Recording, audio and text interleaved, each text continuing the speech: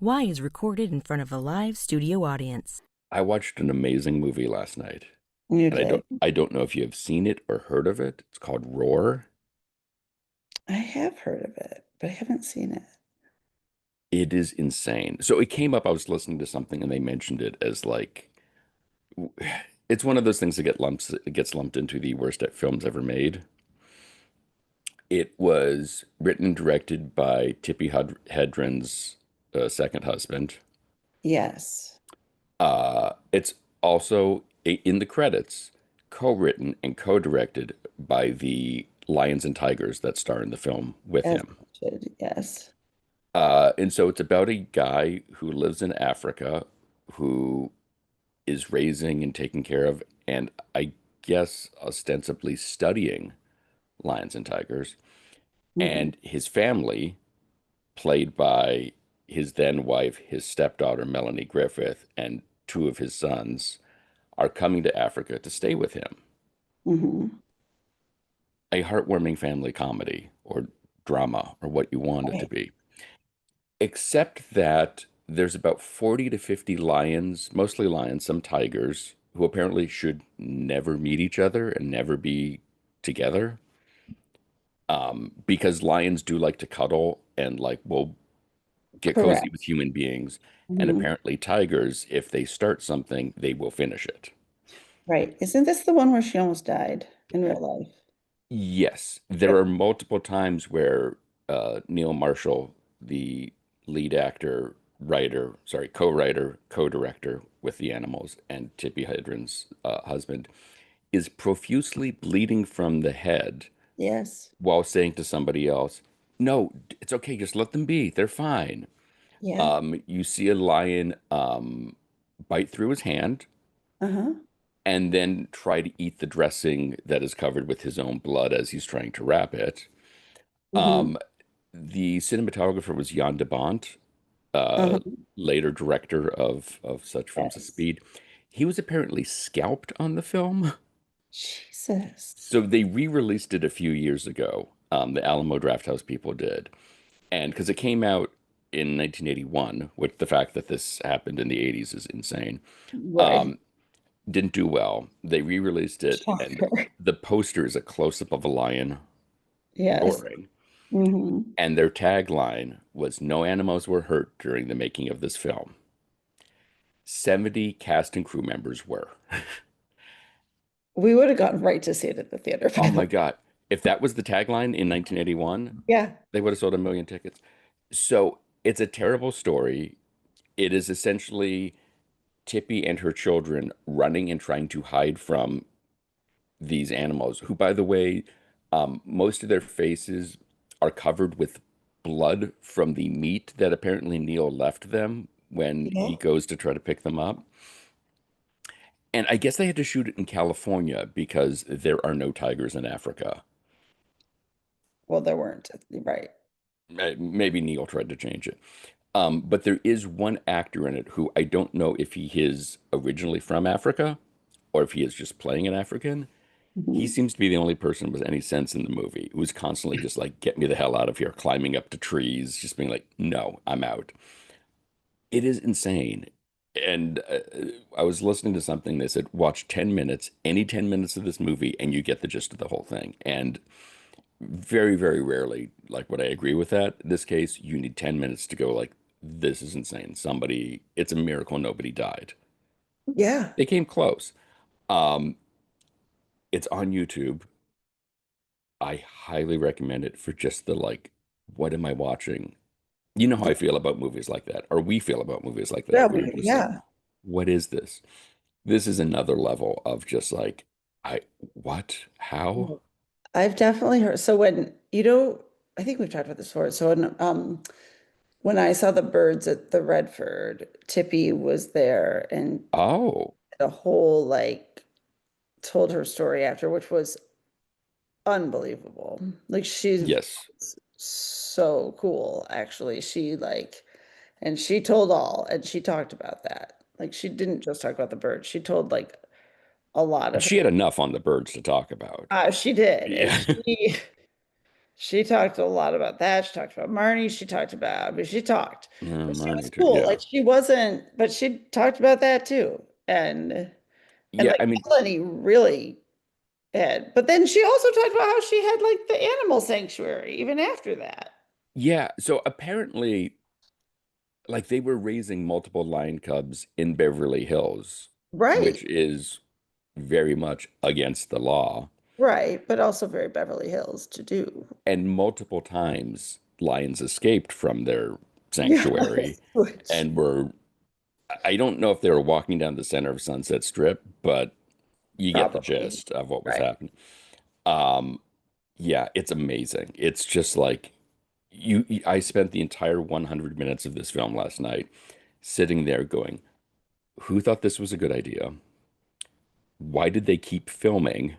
Well, that It's especially. just, I mean, the amount of times he is bleeding in the film and he's yelling at somebody to not even don't reprimand the animal Right. because this is its natural response. It's It amazing. doesn't make it seem at all weird. Like you no longer think that it's strange at all that Melanie Griffith would be like, let's get married to Don Johnson and when she's like very young.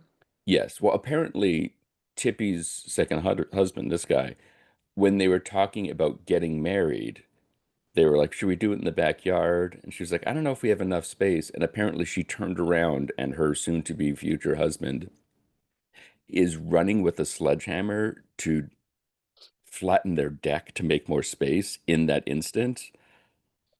It's really, really something. It's I highly recommend it.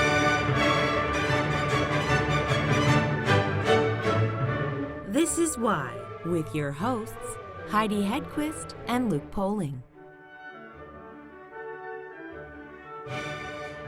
The experimental breeder reactor 1, hmm it was one of the first nuclear reactors in the US or the first? It is the world's first nuclear power plant. Prior to EBR-1, we had used nuclear to develop weapons, but we have never been in the weapons space. So the B reactor up in Washington made the plutonium that made the second bomb that we dropped Hmm. on Japan. But for peaceful applications, like at the end of World War II, the whole world knew the United States had that technology, right? That you could destroy something by splitting an atom. Um, but the the peaceful applications, they really wanted to pursue um, electricity. There are other places that were pursuing peaceful medical applications. There's so many things that we use nuclear for, Hmm. in addition to making power. But as far as world's first nuclear power plant, that's what EBR-1 is. So And other not just the places, first in Idaho, and not just the first in the United States, like in the whole world. It's just this random little building hmm. out in the middle of the desert. So other places were, like you said, coming up with more violent ways to harness this energy. The EBR-1 was the first one to like try to run a copy machine. Mhm. Yep, Okay. yep. Except there were no copy machines, yes. Fair. Okay. Yeah, 4 light bulbs. Yes. Oh, that's it? The first day, December 20th, 1951, they, yeah, lit 4. They're the big light bulbs. Oh, Put okay off a then. lot of That's heat. Yeah, yeah. well, Then, the next day, they lit the whole building. So oh, that's all that that's a they big put step. together. That's a pretty exciting day. It's amazing. It's amazing, right? Yeah. Because because you get so much heat output. If you had a piece of uranium, just the very end piece of my finger, maybe the size of a gummy bear, that's the heat equivalent as a ton of coal. That's Wow. incredible. So, yeah, it is pretty amazing. So it's And already every day pretty that I'm out there, I'm like, this is so amazing. Well, and if you it, think about how even to this day, I have light bulbs going out in my home right now, and it's brag. driving me crazy. Yeah. But if Mhm. our power goes out, or I mean, people to this day freak the hell out. I mean, people Well, go it's a huge insane. deal. Yeah. Yeah. Energy is it's a currency, right? Mhm. Entire wars are fought over energy and people are uh, basically enslaved if you don't have energy. Um, it is a big deal, and people that have medical necessities, right? It's convenient to charge your phone. It's really important to keep your oxygen machine going. Yeah. And so obviously or maybe it's not obvious. This reactor is no longer producing energy, correct? It is not. It operated from 1951 to 1964. Why did it go offline, if that's the right terminology? Yeah, yeah, because at the lab, so I work at Idaho National Laboratory, and we are um, the nation's lab for energy research and development, nuclear energy research and development, right? And so what we do is research and development. We prove a principle. There's an idea. Let's see if that works or not. And then somebody else will take that idea and commercialize it and license it. And we're not in competition with commercial providers, but we're supporting them. This is so cool to me. Every single nuclear reactor in the world traces its roots back to Idaho. Hmm. Every single one. It really And is. it's just this Really so random place. Like, I live in a small town, right? It's 60,000 people. To me, Mhm. it's a big town. Um, but then I drive an hour out into the desert, and you're just driving along. We have signs for tourists. So about um, between Memorial Day and Labor Day, we're open 20 or not 12 hours a day, but 7 days a week. Hmm. And about 80% of the people that stop in just saw the sign, like, hey, yeah, I have no idea what you do here.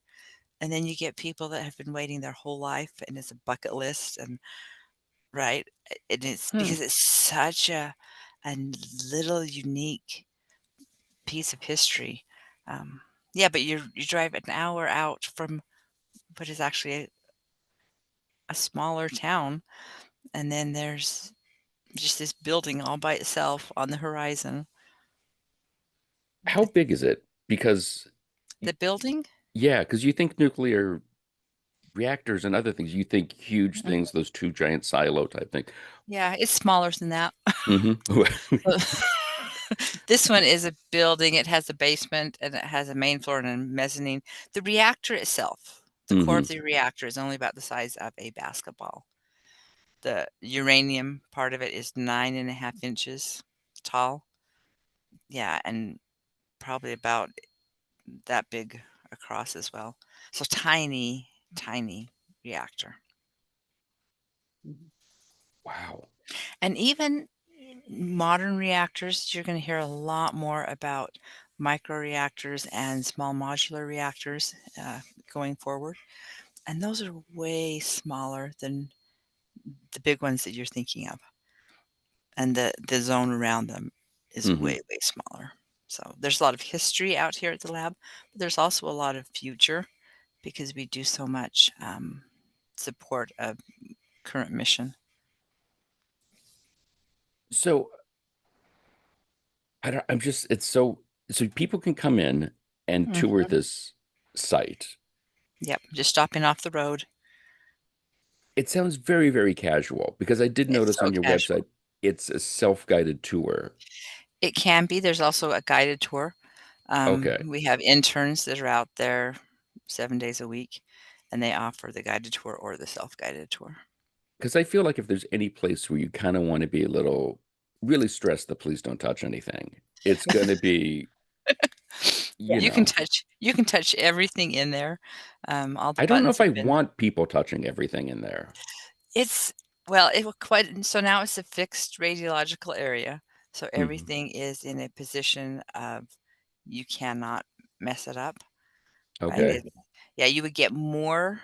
People ask about that a lot. I wear a dosimeter at work because I do go into operating nuclear reactors, right? I'm a tour guide at the lab that is doing nuclear energy research and development for the entire country. And I'm in operating facilities every day. And so I wear this dosimeter and I've been working here for 9 years and I wear that every day. And they send me a letter that says how much radiation I've received on the job. And I'm still at zero. I just got my letter again last week. I'm still at 0. So, but people, that's a question people want to know about, right? The risk of just being in the building. The biggest risk out there is standing in the parking lot and the radiation from the sun. A lifeguard gets more radiation on their job than I do on my job, even though I work for a nuclear facility. So the like Silkwood showers does not happen to every guest and is thrown in. If you get They're not 4, you get a they're fifth one not green free. and glowing when they go Yeah. out. If they were glowing when they came in, that's a whole different Listen, story. all I know about nuclear energy comes from Mhm. Silkwood, the Okay. China Syndrome, and The Uh-huh. Simpsons. So Okay, yeah, so you could use a remedial course, I think. this is what I was thinking. Yeah, Um, but you know what? That is so common.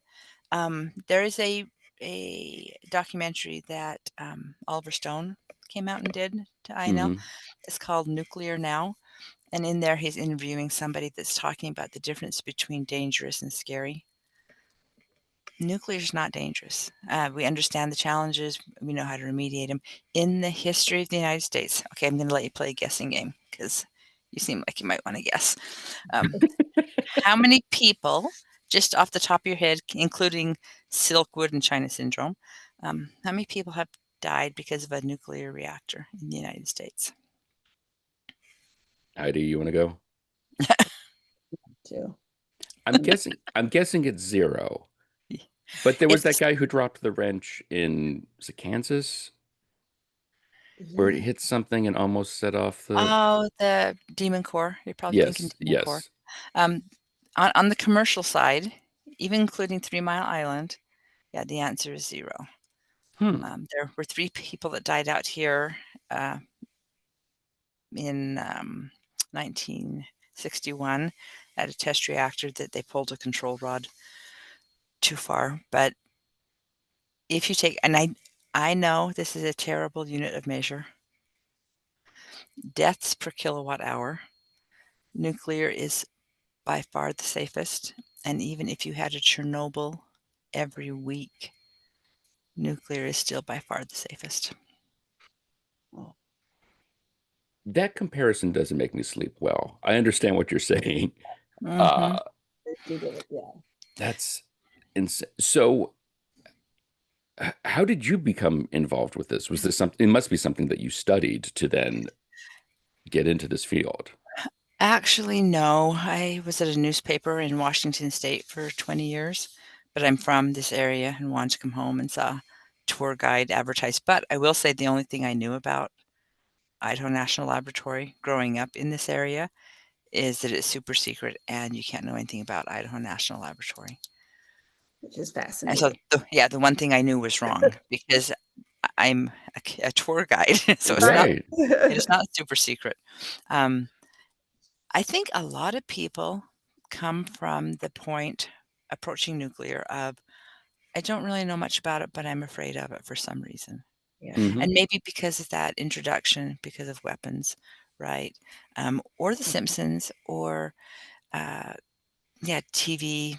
Uh, I, it is really not that way, but I think that is a challenge that we have in the nuclear field to communicate better all the positive aspects and all of um, the benefits and how much we know about it, right? In Beauty and the Beast, right? They're going to go attack the beast, and there's a little song that I'm not singing, but we Heidi, don't take it. we don't like what we don't understand. In fact, it scares us, Right. right? And Hmm. this monster is mysterious. So I think that a lot of people really don't know a lot about nuclear, other than they're scared of it. Yeah. Oh, yeah. We So, were all raised to be terrified of it our whole lives. yeah, yeah. But it And how is many other reactors in the U.S. are there that people can tour? This seems like this is one of the few. well, this because this is a historic reactor, right? But I think that a lot of power companies even provide public outreach and tours, and this is not the only one I've toured because when I lived in Washington, I toured the Columbia Generating Station, which is a commercial power plant in Richland, Washington. So, but this one's certainly the easiest to get into. Yeah, it's because you just walk up and wander on in, right? There's no, it doesn't even cost at the door. People just wander in all summer. it's On your next road trip, come to Yeah, Idaho. yeah. for sure. Yeah, Mhm. we go stay at the Giant Dog Yes, B&B and yeah. then drive down to the reactor. Perfect. Mhm. Yeah, and Absolutely. eat at Pickles Place in Arco. So Arco, Okay. Idaho, is that a word you've ever heard? Arco, I believe a so. city. It is the first city powered by atomic energy. Put on your Cold War hat. We were the U.S. was the first ones to make nuclear energy, right? And we lit these 4 light bulbs, and it was this huge breakthrough. Um, the Soviets were the first ones to put nuclear power on the grid. Hmm. And so by 1955, we were in 51. They were, I'm not sure of the year of that, but by 1955, the United States really wanted another first. And there was going to be an Atoms for Peace conference in Geneva in August. So on July 17th, while most of the residents were asleep in this little tiny, tiny town, I think it's about 900 people, um, they lit the entire city of Arco with nuclear power. Instead of going from the reactor to the grid to Arco, there's a little service line that went straight to Arco, right? So they didn't hit the grid first, they just hit the city. And then, yeah, right before midnight for almost an hour. And then they shut it off and then stood up in Geneva and said, "We have lit an entire American city with nuclear power." And the crowd, the collective gasp, right? Because they're thinking New York, Chicago, Los Angeles. Right. They're not thinking Arco, Idaho. No. Yeah. But if you can light a city with 900 with Mhm. nuclear power, you can light a city of 9 million. Sure. And something the So, size of a basketball, like you said, to provide well, that much energy. this one, yeah, it was not this reactor, it was not Ah, EBR-1. okay. It was right next to it, though, about half a mile away. It's called the Borax 3. But still, yeah, a little reactor. We had a lot of energy. Um, People talk about data centers now, right? And AI and the extreme amount of energy that those are going to consume. Nuclear produces a lot of power, right? And it's steady, and it doesn't matter if the wind's blowing, if the sun's shining, um, and it just produces all the time, round the clock. So And it's a huge power source. and how did, no offense, how did it end up in Idaho? Well, excellent question. Thank you. Um, the No one the ever says that. Really? I would think every day Heidi would be like, "Hey, Luke, that's an excellent question." No, No, Those words have never left other her people mouth. do say Yeah, never. it. the first nuclear, well, man-made nuclear reactor was in the suburbs of Chicago. It was under the University of Chicago football stadium. It was on a squash Okay. court there, right? It's called Hmm. Chicago Pile 1. You saw Oppenheimer, and they went to that little abandoned place and argued about how come I didn't know you were turning that on. Um, so that was the first man-made reaction, and then they disassembled some of there's a pile of graphite, Chicago Pile 1, and then the next one, they put some of those graphite, moved it to Chicago Pile 2, and at the end of the war, like, and those were weapons, um, Right. research, right? But after that, they're like, "This is such a great energy source. Let's make a bunch of reactors. Let's figure out how this works." And so the goal in 1949 was to build 10 reactors, and in 15 years, they would know everything there was to know about nuclear power. But they didn't want to build those 10 reactors in the suburbs of Chicago. So it was Argonne National West or Argonne National Laboratory. They're like, you know what? Let's go to Idaho. That's not Chicago. During World War II, Notably, not yeah, notably Chicago. Yeah. not Chicago. They during World War II, they would test big guns. They're shooting 16-inch guns off of ships in the Pacific Theater, and the munitions 16 inches across, 5 feet long, and they're accurate for 20 miles, right? I had some vets on a tour, and one of them said if you shot all 9 guns off this gun at the same time, the entire ship moved 48 feet in the other direction. Whoa. Huge guns, right? But after a while, they would get wobbly, and so they would have done that type of work on the coast. But after the attack on Pearl Harbor, the U.S. is like, let's bring those installations farther inland. So that gun plant got brought into Idaho, and they would reline the guns, and then they shipped them up on railroad to where INL is now, and they would test fire these guns. I can't really paint a good picture for you, but the lab is 890 square miles, so it's 3/4 the size of Rhode Island, and it's just very, very remote, right? So it's a great place for testing these big guns, and that was called the Naval Proving Grounds, and they had a couple of 100 square miles, and so they had some land set aside that was already being used uh, for federal work. And so then when they decided to come out and build reactors and figure out the peaceful side of nuclear, there's 200 square miles already set aside, so they expanded that footprint a little bit. So it really is an excellent choice. That another thing that makes Idaho a great choice, aside from the remoteness, is the desert is aseismic. So we get earthquakes in the mountains around us. Where we're at is about 100 miles from Yellowstone National Park. So 2 to 4 million years ago. Um, the hot spot, we were on top of the hot spot, and then the Earth's crust has shifted, and it has moved us 100 miles this way. But in that volcanic activity, there's layers and layers of lava, and so even if there's an earthquake in the mountains around us, the desert itself does not shake really. So it's considered aseismic and really great for reactors in that capacity. What is the local community's relationship with uh, uh, EBR-1? Has it been something that they have been?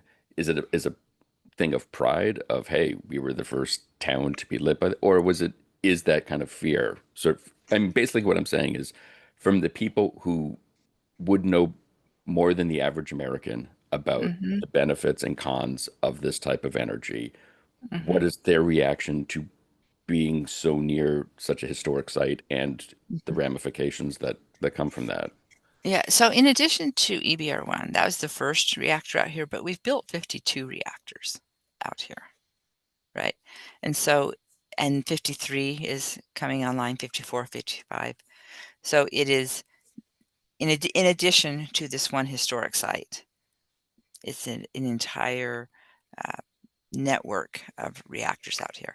And I think by far, most people, um, either they work here, their parents work here, their neighbors work here, have a really pretty good understanding of what we do and the mission and how important it is for energy. And um, the lab's mission is we're changing the world's energy future. And we really, really are. So they see a lot of the positives. Um, I would say overwhelmingly a good understanding. I was going to say overwhelmingly positive, but just that they understand. So we go back to that fear base, Hmm. right? Most people here have enough knowledge. There's a quote by um, Madame Curie about it's not to be feared, nothing's to be feared, it's only to be understood. Now is the time to understand more so that we fear less. And it's such a Didn't she great die from, I radiation mean, poisoning. but she was Yeah, handling it. I understand. Like, yeah, yeah, put on a yeah. glove. So, well, Sometimes. yeah, the pioneers, right, in any field. Right. Yeah, Yeah. Be yeah. whatever follow. How is your relationship with, you know, growing up there, Hmm. being away for a while and coming back, seeing sort of like what you grew up with and your understanding and appreciation or lack thereof of what was happening there, leaving, seeing their Mhm. reaction and their appreciation or dissatisfaction with this sort Mhm. of thing, and then coming back. How has it changed your outlook on things, or have you seen kind of, I don't know, Yeah. what have you seen throughout your lifetime being as a resident near this historic Yeah. site? Um, I didn't know it was here. Okay, well Had that's easy enough. had no idea until I came back. But the place that I went to for those 20 years when I was working at a newspaper was Richland, Washington, where they actually made the weapon, Yeah. right?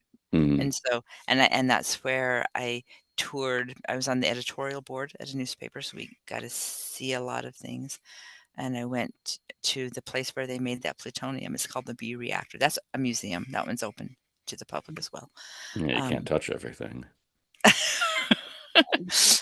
You can break. Luke, are you I'm interested in your I I'm getting vibes of nervousness from I- you. Is that apprehension, accurate? let's put it that way. Okay. Because again, Okay. most of what I've seen is from movies from, the 60s, 70s, 80s, where everyone's in Uh-huh. those big white suits with the little, He and just then, wants to wear the big coat suit. Uh-huh. well, even that, I look at that and go, that, You go to the hospital, people in big white suits. Does that also right. make you nervous? You just don't like the color white? Is Yeah. that No, I mean, it's, I mean, yes, at the hospital, certainly. Uh-huh. Um, but just I think part of it is the nonchalance in certain uh, forward and social in an artistic depiction of these things. okay? It Okay. is either incredibly cavalier because they did not know what we know now as far as Mhm. security measures to make it safe. And I think partially the way you hear about a lot of these places, it was when something really terrible happens. Mhm. No one Yeah, you hears do not. about, the place up in New Hampshire where everything just is Yeah, kosher for decades. You hear about you will. Chernobyl where someone drops a sandwich and okay, that's not Yeah. how it started, but you know what I'm saying. Yeah. Yeah. You will not see a news story about a school bus crossing safely through an intersection. No, of Very, very course not. true. Right. Very, very true. And so there is a bias. We're hardwired a bias towards negativity. Um, and the fictional, right? That's drama. That's trying to tr- develop a storyline. Hmm. Um, yeah, the real story. It's such a great story. Um, the providing the energy. There are challenges. I'm not gonna say there's not challenges to nuclear, right? There's But challenges, like you said, with crossing the street. there are, right? Every form of energy has challenges creating energy. Um, but this is the one that is the most solvable. This has the Hmm. most solvable challenges and uh, energy output. And do we, Heidi was talking about when the power goes out completely, right? Hmm. That's a whole different challenge, right? So it's a it's a great industry, but I think a lot of people feel the way you do and maybe are reticent, um, just because of the lack of knowledge. So what we need is Yeah, everyone to come out to Idaho next summer exactly. and come visit me. That's exactly what we need. Yeah. Well, and I think too, I mean, it's interesting because you look at the other ways that this country and other countries find energy and use it.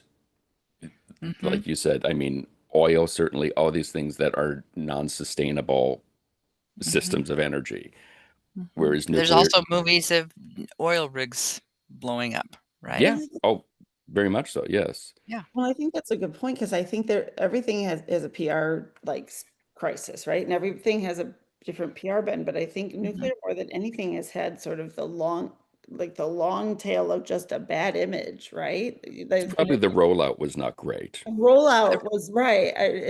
I've had a long PR career. mhm, Like the rollout was, it's been really sustainably had a, and there's still like all the, nuclear fallout shelter signs on schools everywhere still that they've never mhm, taken down. And so mhm, generation upon generation still sees those on their buildings because we still have school buildings from that era. mhm, So, People are still afraid of that, and everyone's still afraid of the red button and all those things, Mhm. regardless. Whereas oil, yes, there's all these elements, but then we also think like, well, I can grow up to be J.R. Ewing and have a lot of money if I have oil, and oh gosh, and if I buy Dawn soap, the duckies will be okay. And, Mhm. Mhm. there's ways I can solve that. And, Mhm. and it's a lot. So we got to Yeah. figure out ways to. Scientifically, nuclear has the most solvable problems. But the story, you're right, it starts with a weapon, right? Um, but you every day use things that nuclear is making your life better. Aside from the power, the autoclave in the hospital is a Hmm. nuclear power source that is, Really? yeah, Huh. Band-Aids. Band-Aids, People need to learn this that's how stuff. they're sterilized. They put them in little paper and then they run them past a Yeah. nuclear source. Um, Tampons, pads, those are all sterilized that way. Um, Wow. the preservation of food, if you had a steak and you irradiated it or ran it past a nuclear source, you could sit it on the counter for weeks and it wouldn't go bad. We used to do a lot more nuclear preservation in this country, but we still do some. A lot of countries have shelf-stable milk. It doesn't have to be refrigerated because it's just been run past a nuclear source. Um, there's so many positive things to nuclear medicine. You know somebody who radiation has saved their life. Hmm. Absolutely. That's Yeah. that's a byproduct um, of the nuclear system, right? So Mhm. Wow. yeah, it's all around us. Yeah. Well, even that gets a bad rap because people go like, "Oh, the radiation made me so sick," and it's like, but it saved you. Yeah.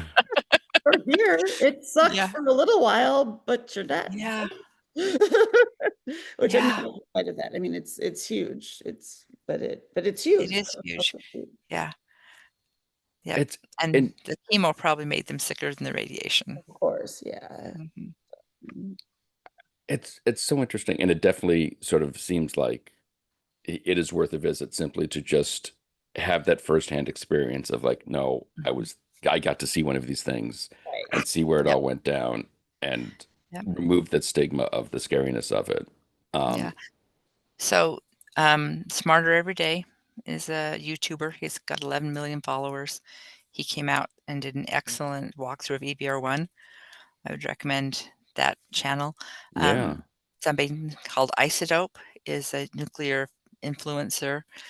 She's been out. She is a Brazilian fashion model, but has organically taken up the nuclear banner. I went the Uh, other way, but yes, that's interesting. when you were from being the fashion model. Yes, exactly. Yes, exactly.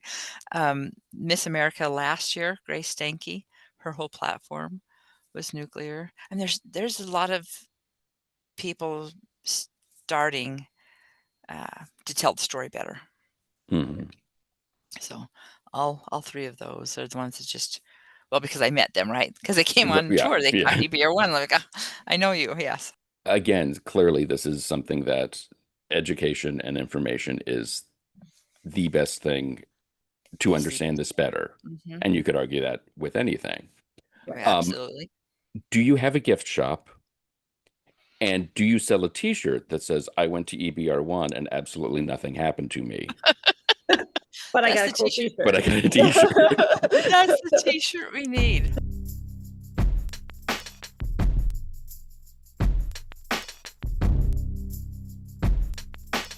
The ERB-1 Atomic Museum is open every year from Memorial Day to Labor Day. For more information, check out the Idaho National Laboratory's website, inl.gov/EBR.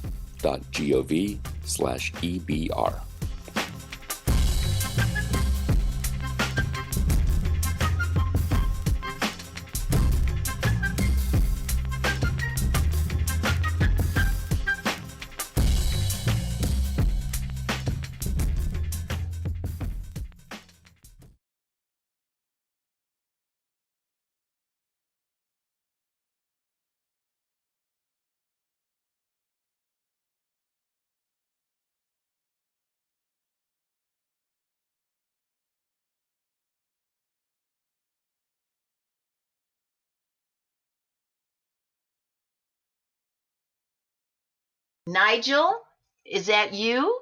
Are you here, Nigel?